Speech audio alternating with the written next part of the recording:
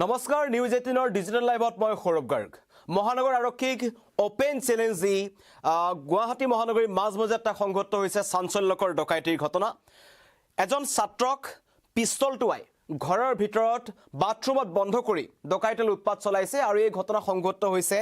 বৰবাৰীৰ দূৰদৰ্শন কলনীত এটা অতি চাঞ্চল্যকৰ ঘটনা এটা খুব স্পৰ্শকাতৰ এলেকা আৰু তাত যথেষ্ট সংখ্যক কোৱাৰ্টাৰ আছে দূৰদৰ্শনৰ কাম কৰা লোকসকলৰ আৰু তাৰ ভিতৰত সেই যেহেতু তাত নিৰাপত্তাৰক্ষীও আছে গেটত কিন্তু তেতিয়াও এই ঘটনা সংঘটিত হৈছে এটা অতি চাঞ্চল্যকৰ ঘটনা গুৱাহাটীৰ বৰবাৰীত এই ঘটনা সংঘটিত হৈছে দূৰদৰ্শন কলনীৰ স্লি ব্লকৰ যি সি ব্লক আছে সি ব্লকৰ C15 নম্বৰ ফ্লেটত লুটপাটৰ ঘটনা এই যিজন ছাত্ৰ ভুক্তভোগী ছাত্ৰজন আছে তেখেতৰ পিতৃ মাতৃ সেই সময়ত ঘৰত নাছিল ছাত্ৰজন অকলে ঘৰত আছিল অকলে ঘৰত থকাৰ সময়ত ডকাইতৰ দলটো প্ৰৱেশ কৰিছিল প্ৰথমতে পিস্তল দেখুৱাই ছাত্ৰজনক পিস্তল দেখুৱাই বাথৰুমত বন্ধ কৰে বাথৰুমত বন্ধ কৰি ঘৰত লুটপাট চলাই দুৰ্বৃত্ত বা এই যি ডকাইতৰ দলটো আছিল তেওঁলোকে অনায়াসে তাৰ পৰা ওলাই গৈছে আৰু এয়া কোনো গাঁৱৰ ভিতৰৰ ঘটনা নহয় এয়া হৈছে গুৱাহাটী মহানগৰীৰ মাজমজিয়াৰ ঘটনা গুৱাহাটীৰ যি বৰবাৰী অঞ্চল আছে বৰবাৰীত এই ঘটনা সংঘটিত হৈছে আৰু মিনাল বড়ো নামৰ লোকজনৰ ঘৰত এই ঘটনা সংঘটিত হৈছে যি মিনাল বড়ো থাকে এই দূৰদৰ্শন কলনীৰ সি ব্লকৰ C15 নম্বৰ ফ্লেটটোত আৰু এই ঘটনা সংঘটিত হোৱাৰ পাছত পুনৰবাৰ গুৱাহাটী মহানগৰীবাসীৰ সুৰক্ষাৰ প্ৰশ্নটো আহিছে কাৰণ এইটো প্ৰথম ঘটনা নহয় এনেকুৱাবোৰ ঘটনা দিনক দিনে গুৱাহাটীত বৃদ্ধি পাবলৈ ধৰিছে যিমানেই মহানগৰীৰ স্মাৰ্ট আৰক্ষী বুলি নকওক যিমানেই তেওঁলোকে অধিক তেওঁলোকে তৎপৰ হৈছে বুলি নকওক কিন্তু তাৰ মাজতেই এনেকুৱা কিছুমান ছবি আহিছে যিবোৰে মহানগৰ আৰক্ষীৰ এখন ফুফুলা ছবি আচলতে উদঙাই দিছে কাৰণ কোনো কাৰণত চুৰ ডকাইতে মহানগৰ আৰক্ষীক কেৰেপ নকৰে তেওঁলোকে যিটো অঞ্চলত এই যিটো ঘটনা সংঘটিত হৈছে ডকাইতিৰ ঘটনা সংঘটিত হৈছে তাৰ কাষতেই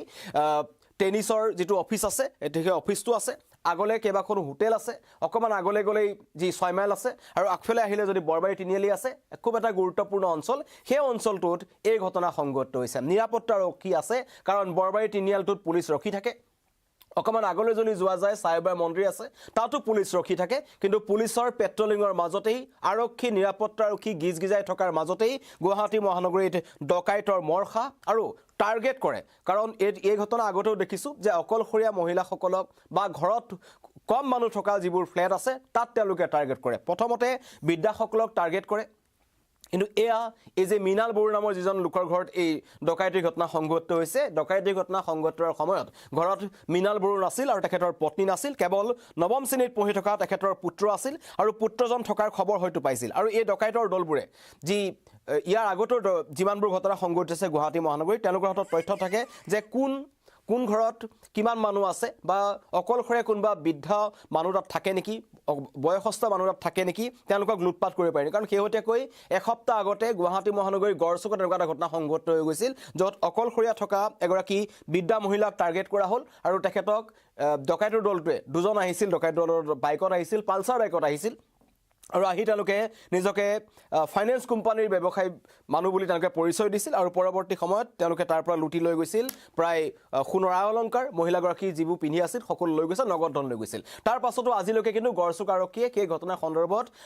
যি দুৰ্বৃত্ত আছে তেওঁলোকক ধৰিবলৈ সক্ষম নহল আৰু অনুৰূপ ঘটনা সংঘটিত হৈছে এবাৰ গুৱাহাটী মহানগৰীৰ মাজমজিয়াত অস্ত্ৰধাৰী দুৰ্বৃত্ত আৰু অস্ত্ৰৰ প্ৰসংগটো আহিব যে এই ডকাইতৰ দলবোৰ ইয়াৰ আগতো মহানগৰ আৰক্ষীৰ ফালৰ পৰা কোৱা হৈছিল যে গুৱাহাটী মহানগৰীত বাহৰ পাতিছে বাহিৰৰ পৰা অহা একাংশ গেঙে আৰু সেই গেংবোৰে এনেকুৱা ধৰণৰ ঘটনা সংঘটিত হৈছে কিন্তু কেৱল কৈ দায়িত্ব সামৰিছে মহানগৰ আৰক্ষীয়ে তেনেকুৱা গেংবোৰক ধৰিবলৈ সক্ষম হোৱা নাই আৰু প্ৰতিদিনেই গুৱাহাটী যিবোৰ ফ্লেট আছে আৱাসিক এলেকাসমূহ আছে তাত এনেকুৱা ধৰণৰ ঘটনা বৃদ্ধি পাবলৈ ধৰিছে আৰু প্ৰত্যেকটো ঘটনাতেই কিন্তু অপৰাধীৰ হাতত অস্ত্ৰ থাকে এনেকুৱা ধৰণৰ খবৰ পোৱা গৈছে কালি যেটো ঘটনা হৈছে প্ৰথমতে ছাত্ৰজনৰ যি মন্তব্য আহিছে তেওঁ এটা কথা জনাইছে প্ৰথমতে তেখেতক পিস্তল দেখুৱা হৈছিল পিস্তল দেখুৱাই মনে মনে থাকিবলৈ কোৱা হৈছিল তাৰ পিছত বাথৰুমত ছাত্ৰজনক বন্ধ কৰি ডকাইতৰ দলটোৱে লুটপাট চলাইছিল আৰু অনায়াসে 15-20 মিনিটৰ ভিতৰতেই সেই দূৰদৰ্শন কলনীৰ পৰা তেওঁলোক ওলাই যাবলৈ সক্ষম হয় ডকাইতৰ দলটো দূৰদৰ্শন কলনীৰ ভিতৰত যদি এইটো অৱস্থা সংঘটিত হৈছে তেন্তে চিন্তা কৰক যে মহানগৰবাসীৰ সুৰক্ষা বা কিমান সুৰক্ষিত মহানগৰবাসী আপুনি আপোনাৰ হাতত আপোনাৰ ঘৰত যদি কিবা সোণৰ অলংকাৰ আছে নগদ ধন আছে তেন্তে কিন্তু এইটো এটা অত্যন্ত চিন্তাৰ কথা কাৰণ যিকোনো মুহূৰ্তত এই ডকাইতৰ দলসমূহৰ টাৰ্গেট হ'ব পাৰে আপুনি আৰু তেনেকুৱা ঘটনাই সংঘটিত হৈছে আৰু প্ৰত্যেকখন থানা কেৱল এখন থানা বুলি নহয় প্ৰত্যেকখন থানাৰ যিবোৰ এলেকা আছে সেই থানা এলেকাবোৰত তেনেকুৱাবোৰ ঘটনা সংঘটিত হৈছে কেৱল ডকাইতি নহয় চিলনি চুৰ বিভিন্ন ধৰণৰ অপৰাধজনক ঘটনা কিন্তু দিনক দিনে বৃদ্ধি পাবলৈ ধৰিছে আৰু এতিয়াও তাত আৰক্ষী উপস্থিত হৈছে তদন্ত কৰিছে তদন্তত এনেকুৱা তদন্তটো মহানগৰ আৰক্ষীয়ে বহুখিনি কৰিছে কিন্তু ইমানখিনি তদন্ত কৰাৰ পাছতো আজিলৈকে এনেকুৱা ধৰণৰ ঘটনাসমূহত কোনটো গেঙে কাম কৰি আছে তেনেকুৱা ধৰণৰ কোনো তথ্য তেওঁলোকে উলিয়াব পৰা নাই ইতিমধ্যেই আৰক্ষী উপস্থিত হৈছে আৰু তাৰ পৰা মন্তব্য আহিছে প্ৰথমতে সেই পৰিয়ালটোৰ মন্তব্য আহিছে মই শুনাই ল'ব বিচাৰিছোঁ একচুৱেলি আমি মানে ৰুমত দৰ্জা বন্ধ এটা ৰুমত মানে দৰ্জা বন্ধ কেচি লগোৱাৰ কাৰণে দৰ্জাখন জপাই পেলাই এনেই জপাই থৈ পেলাই সোমাই আছিলোঁ এইটো নেক্সটটোত ল'ৰাটো এনেকৈ মানে শুই আছিলে তাৰপিছতে অলপ সেনেকৈ শব্দ হোৱাৰ নিচিনা হোৱা দেখি পেলাই সি ভাবিছে দেউতা উঠিছে এনেকৈ থাকিল তাৰপিছত আমি মানে ইমানেই টোপনি গৈছোঁ কালি গম নাপাওঁ তাৰপিছত তাৰ যেতিয়া 6টা বজাত এনেকৈ উঠি পেলাই ল'ৰাই চাইছে যে দৰ্জাখন খোলা আছে দেখোন দেউতাকক বিচাৰে চাই গেটৰ ফালে যায়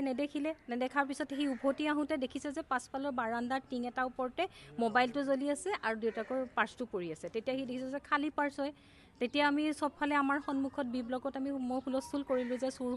সোমালে বুলি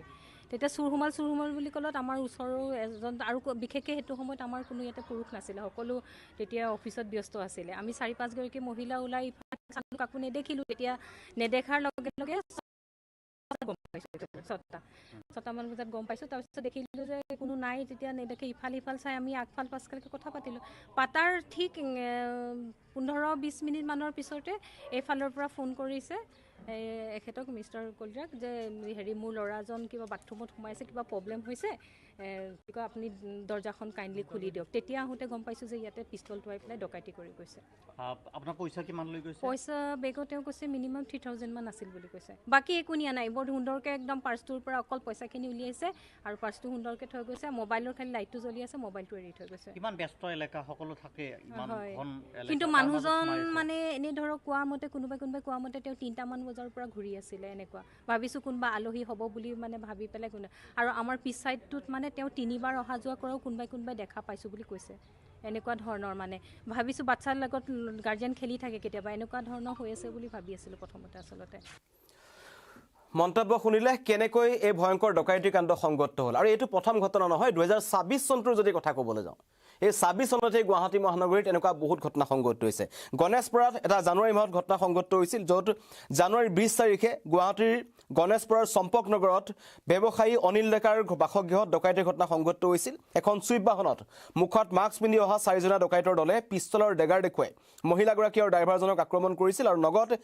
1,50,000 টকা আৰু মূল্যৱান সোণৰ গহনা লৈ গুচি গৈছিল কেমেৰাত এই দৃশ্য বন্দী হৈছিল এয়া হৈছে এই বছৰটোৰ গুৱাহাটী মহানগৰীত 26ৰ প্ৰথমটো ঘটনা গুৱাহাটীৰ গণেশপাৰাত এই ঘটনা সংঘটিত হৈছিল তাৰপিছতেই জানুৱাৰী-ফেব্ৰুৱাৰী মাহত মানে জানুৱাৰী 30 তাৰিখে বেলতলাৰ যি চিলাৰে এপাৰ্টমেণ্ট আছে চিলাৰে পথ আছে তাত নিৰুপমা এপাৰ্টমেণ্টত দুটাকৈ ফ্লেটত ডকাইতে লুটপাট চলাই তাৰ পৰা গুচি গৈছিল আৰু তাৰ ভিতৰতেই প্ৰায় 15,56,000 টকা তেওঁলোকে লুটি লৈ গৈছিল কিন্তু সেই ঘটনাত জড়িত 3জন অপৰাধীক গ্ৰেপ্তাৰ কৰিছিল মহানগৰ আৰক্ষী আৰু এজনক আৰক্ষী জিম্মাৰ পৰা পলাবলৈ লোৱাৰ সময়তে এজনক মাধৱ দাস নামৰ এজন আছিল তেখেতক গুলিওৱা হৈছিল আৰু ৰেডিয়েশ্যন ব্লুৰ সন্মুখত ডকাইতিৰ ঘটনা সংঘটিত হৈছিল বা এইটো এটা নাটক বুলি কৈছিল যিজন আছিল তেওঁ ঘটনা সংঘটিত কৰিছিল মে মাহত এয়া হৈছে এটা ঘটনা গদাইনাৰ মোবাইলৰ টাৱাৰ দোকানত কিছুমান ঘটনা সংঘটিত হৈছিল গড়চুক আৰক্ষীৰ গড়চুকত এটা ঘটনা সংঘটিত হৈছিল তৰুণ নগৰ আৰু বৰাগাঁৱত ফাইনেন্স এজেণ্টৰ নামত মই ইতিমধ্যে কৈছোঁ তেওঁলোকে লুটপাট চলাইছিল আৰু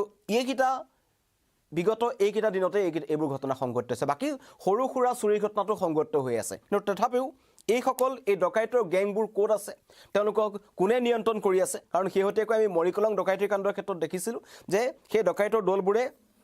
বিভিন্ন ঠাইৰ পৰা তেওঁলোকৰ যিবোৰ সদস্য আছে তেওঁলোকক হায়াৰ কৰে তেওঁলোক গুৱাহাটীৰ বাসিন্দা নহয় বা নগাঁৱৰ বাসিন্দা নহয় তেওঁলোকে ৰাজ্যৰ বিভিন্ন প্ৰান্তৰ পৰা তেওঁলোকে যেতিয়া ডকাইতিৰ পৰিকল্পনা কৰে মাষ্টাৰ মাইণ্ডজনে তেওঁলোকক খবৰ দিয়ে তেওঁলোক আহে ডকাইতি কৰে পুনৰ গুচি যায় এনেকুৱা ধৰণৰ এটা ভয়ংকৰ ঘটনা চলি আছে গুৱাহাটী মহানগৰীতো অনুৰূপ ঘটনা সংঘটিত হৈ আছে আৰু দিনক দিনে গুৱাহাটী মহানগৰীত ৰাইজৰ নিৰাপত্তাৰ যিটো দিশ আছে সেইটো কিন্তু অতি ভয়ংকৰ হৈ পৰিছে প্ৰশ্ন উত্থাপন হৈছে মানুহ ৰাস্তাইদি খোজকাঢ়ি যাব নোৱাৰে বৃদ্ধা মানুহ যদি কিবা কাৰণত সোণৰ গহনা বা মোবাইল হাতত থাকে তেওঁলোকে চুচৰাই লৈ যায় আৰু এইবোৰ ডাউন টাউন 6 মাইল যিবোৰ মূল ঠাই আছে গুৱাহাটীৰ সেইবোৰ ঠাইতে এনেকুৱাবোৰ ঘটনা সংঘটিত হৈছে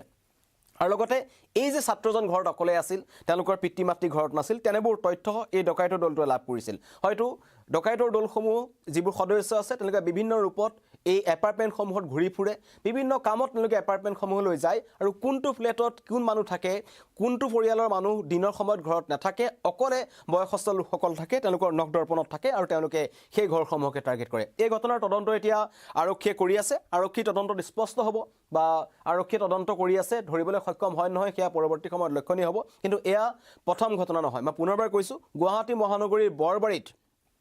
দূৰদৰ্শন কলনীৰ চি ব্লকৰ C15 নম্বৰ ফ্লেটত লুটপাট চলাইছে এজন নৱম শ্ৰেণীৰ ছাত্ৰক পিস্তল দেখুৱাই তেওঁক বাথৰুমত বন্ধ কৰি ডকাইতে সকলো সামগ্ৰী লৈ গৈছে আৰু এই ঘটনাৰ পিছতেই মহানগৰ আৰক্ষী তৎপৰ হৈছে আৰক্ষীৰ ওপৰত সকলোৰে চকু আছে কিন্তু আৰক্ষীক তেওঁলোকে অপেন চেলেঞ্জ দি থৈ গৈছে দুৰ্বৃত্তই আৰু এতিয়া আৰক্ষী কি ব্যৱস্থা গ্ৰহণ কৰে সেয়া হ'ব লক্ষণীয়